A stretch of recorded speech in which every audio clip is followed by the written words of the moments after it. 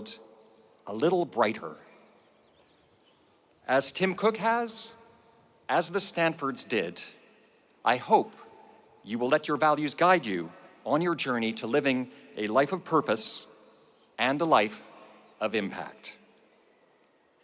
Please join me in welcoming Tim Cook.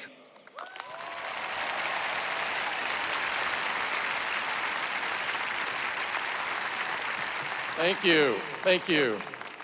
Good morning, class of 2019. Thank you, President Tessier-Levine, for that very generous introduction. I'll do my best to earn it. Before I begin, I want to recognize everyone whose hard work made this celebration possible, including the groundskeepers, ushers, volunteers, and crew. Thank you.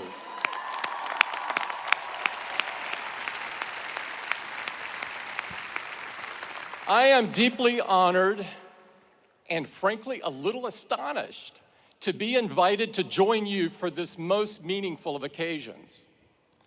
Graduates, this is your day, but you didn't get here alone.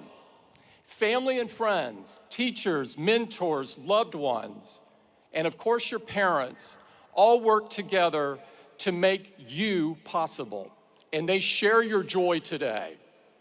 Here on Father's Day, let's give the dads in particular a round of applause.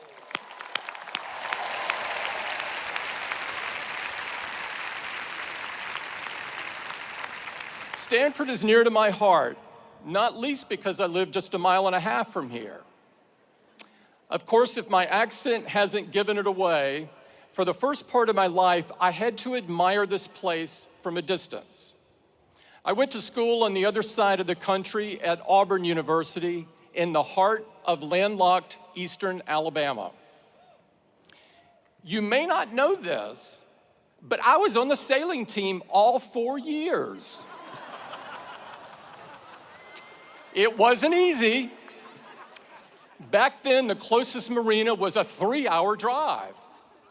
For practice, most of the time, we had to wait for a heavy rainstorm to flood the football field. And tying knots is hard. Who knew?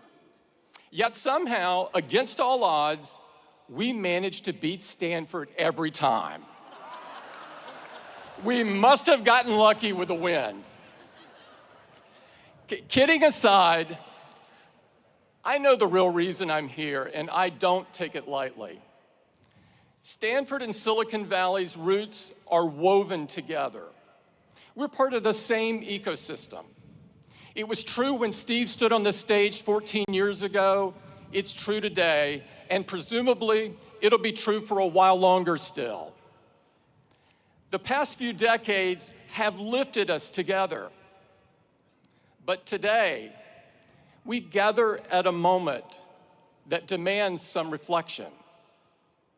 Fueled by caffeine and code, optimism and idealism, conviction and creativity, generations of Stanford graduates and dropouts have used technology to remake our society. But I think you would agree that lately, the results haven't been neat or straightforward. In just the 4 years that you've been here at the farm, things feel like they've taken a sharp turn. Crisis has tempered optimism. Consequences have challenged idealism. And reality has shaken blind faith. And yet we are still drawn here for good reason. Big dreams live here, as do the genius and passion to make them real. In an age of cynicism, this place still believes that the human capacity to solve problems is boundless. But so it seems is our potential to create them. That's what I'm interested in talking about today. Because if I've learned one thing, it's that technology doesn't change who we are, it magnifies who we are. The good and the bad. Our problems in technology, in politics, wherever, are human problems. From the Garden of Eden to today, it's our humanity that got us into this mess, and it's our humanity that's going to have to get us out.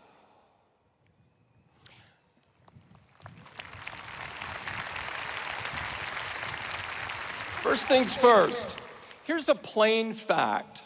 Silicon Valley is responsible for some of the most revolutionary inventions in modern history. From the first oscillator built in the Hewlett-Packard garage, to the iPhones that I know you're holding in your hands. Social media, shareable videos, snaps and stories that connect half the people on Earth. They all trace their roots to Stanford's backyard. But lately, it seems, this industry is becoming better known for a less noble innovation. The belief that you can claim credit without accepting responsibility.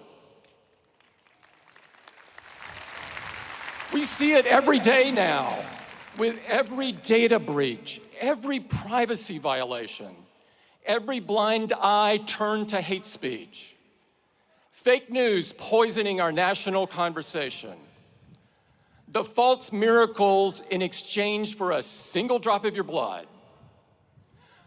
Too many seem to think that good intentions excuse away harmful outcomes. But whether you like it or not, what you build and what you create define who you are. It feels a bit crazy that anyone should have to say this. But if you've built a chaos factory, you can't dodge responsibility for the chaos. Taking responsibility means having the courage to think things through. And there are few areas where this is more important than privacy. If we accept as normal and unavoidable that everything in our lives can be aggregated, sold, or even leaked in the event of a hack, then we lose so much more than data. We lose the freedom to be human. Think about what's at stake. Everything you write, everything you say, every topic of curiosity, every stray thought, every impulsive purchase, every moment of frustration or weakness, every gripe or complaint, every secret shared in confidence. In a world without digital privacy, even if you have done nothing wrong other than think differently, you begin to censor yourself. Not entirely at first, just a little, bit by bit. To risk less, to hope less, to imagine less, to dare less, to create less, to try less, to talk less, to think less. The chilling effect of digital surveillance is profound, and it touches everything. What a small, unimaginative world we would end up with. Not entirely at first, just a little, bit by bit. Ironically, it's the kind of environment that would have stopped Silicon Valley before it had ever gotten started. We deserve better. You deserve better. If we believe that freedom means an environment where great ideas can take root, where they can grow and be nurtured without fear of irrational restrictions or burdens, then it's our duty to change course. Because your generation ought to have the same freedom to shape the future as the generation that came before. Graduates, at the very least, learn from these mistakes. If you want to take credit, first, learn to take responsibility.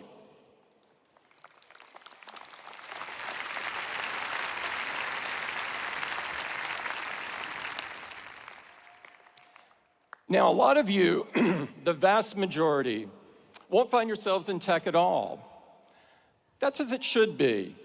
We need your minds at work far and wide because our challenges are great and they can't be solved by any single industry. No matter where you go, no matter what you do, I know you will be ambitious. You wouldn't be here today if you weren't. Match that ambition with humility, a humility of purpose. That doesn't mean being tamer, being smaller, being less in what you do. It's the opposite. It's about serving something greater. The author Madeleine L'Engle wrote, "Humility is throwing oneself away in complete concentration on something or someone else." In other words, whatever you do with your life, be a builder. You don't have to start from scratch to build something monumental. And conversely, the best founders, the ones whose creations last and whose reputations grow rather than shrink with passing time, they spend most of their time building piece by piece. Builders are comfortable in the belief that their life's work will one day be bigger than them, bigger than any one person. They're mindful that its effects will span generations. That's not an accident. In a way, it's the whole point. In a few days, we will mark the 50th anniversary of the riots at Stonewall. When the patrons of the Stonewall Inn showed up that night, people of all races, gay and transgender, young and old, they had no idea what history had in store for them. It would have seemed foolish to dream it. When the door was busted open by police, it was not the knock of opportunity or the call of destiny. It was just another instance of the world telling them that they ought to feel worthless for being different. But the group gathered there felt something strengthen in them, a conviction that they deserved something better than the shadows and better than oblivion. And that if it wasn't going to be given, then they were going to have to build it themselves. I was 8 years old and 1,000 miles away when Stonewall happened. There were no news alerts, no way for photos to go viral, no mechanism for a kid on the Gulf Coast to hear these unlikely heroes tell their stories. Greenwich Village may as well have been a different planet, though I can tell you that the slurs and hatreds were the same. What I would not know for a long time was what I owed to a group of people I never knew in a place I'd never been. Yet I will never stop being grateful for what they had the courage to build.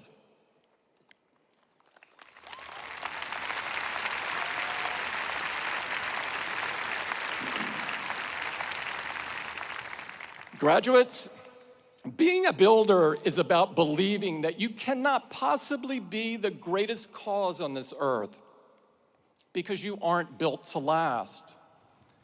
It's about making peace with the fact that you won't be here for the end of the story.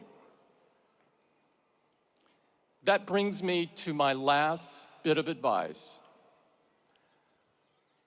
14 years ago, Steve stood on this stage and told your predecessors, your time is limited, so don't waste it living someone else's life. Here's my corollary.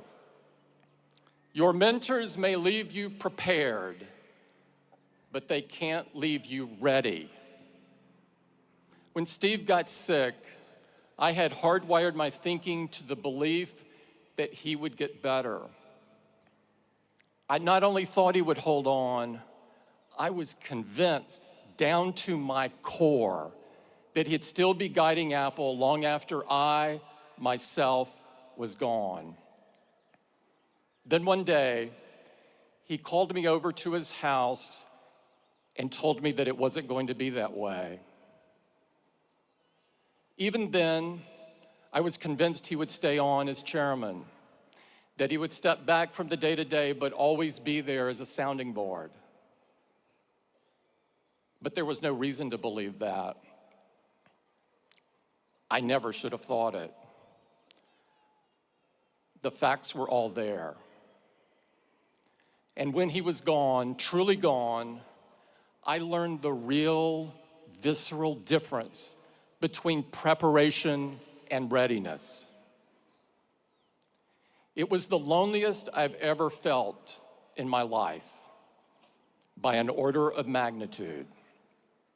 It was one of those moments where you can be surrounded by people, yet you don't really see, hear, or feel them. But I could sense their expectations. When the dust settled, all I knew was that I was going to have to be the best version of myself that I could be.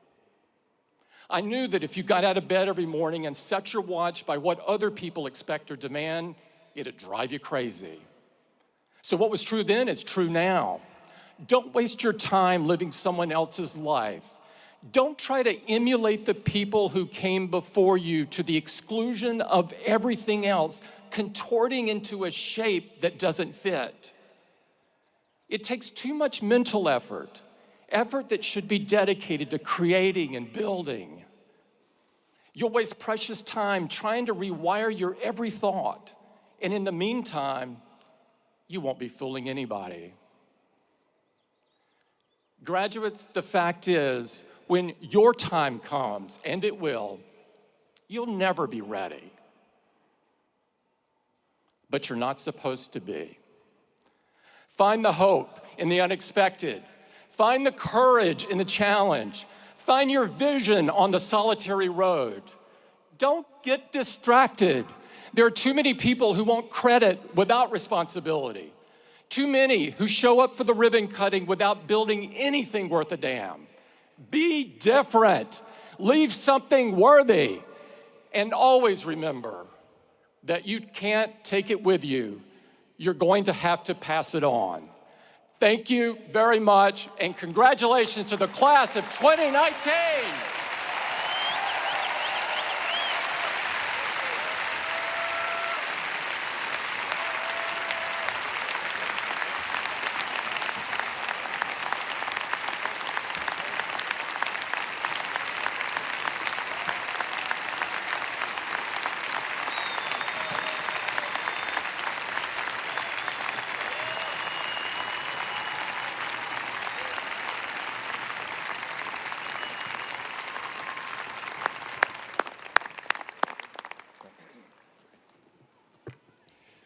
Well, thank you so much, Tim, for those powerful words. We really appreciate so much you being here and part of this celebration today. And now, will the provost please present the candidates for degrees? Mr. President, first, I have the honor to recognize all those who have completed the requirements for master's and doctoral degrees. They will be presented to you by the deans of their schools.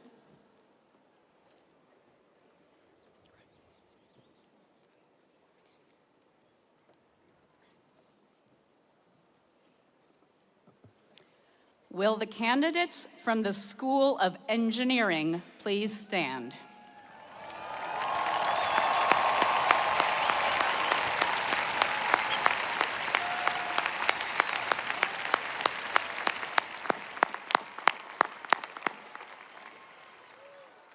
Mr. President, I present to you those who have completed the requirements for the degrees of Master of Science, Engineer, and Doctor of Philosophy. Thank you, Dean Whittam. By the authority vested in me by the faculty and trustees of this university, I am delighted to confer publicly upon you the degrees for which you have been presented and to admit you to their rights, responsibilities,